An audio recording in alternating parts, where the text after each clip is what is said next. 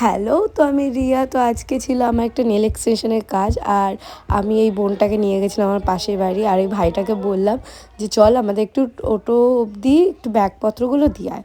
তো ও বললো ঠিক আছে দিদি চলো তাহলে তোমাদেরকে টোটো অবধি। আর আমি আরও হাঁটতে হাঁটতে চলে গেলাম টোটো স্ট্যান্ডে, যেহেতু আমি আর নন্দিনী যাচ্ছি। তো টোটো স্ট্যান্ডে যাওয়ার পরে টোটোওয়ালা কাকুকে বললাম যে চলো চলো।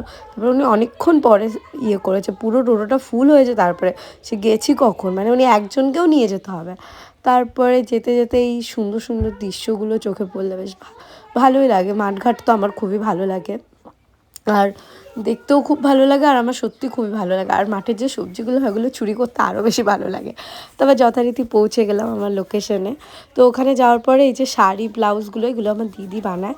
তোমরা যদি কেউ আমার দিদির কাছ থেকে শাড়ি টাড়ি বানাতে চাও, তো আমার দিদি সত্যি বলতে খুব ভালো ব্লাউজ বানায়, আর ওরও খুব পছন্দ হয়েছে। আর এটাও আমি ডেলিভারি করি না, কিন্তু যেহেতু আমি চিনি তার জন্য ডেলিভারি করেছি, যেহেতু চেনা জানা।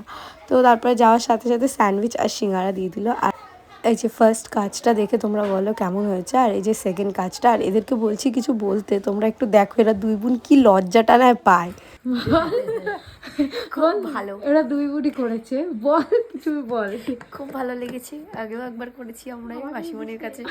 আরে বলতে এত লজ্জা পায়, জাস্ট ধারণা বেড়ে দেখো মুখ লুকাচ্ছে। লাস্ট টাইম বললাম তুই কিছু তোর বলতে হবে না, তারপরে ও বলছে না না ভালো হয়েছে। তো আজকের মতন এইটুকু, দেখা হবে নেক্সট ব্লগে।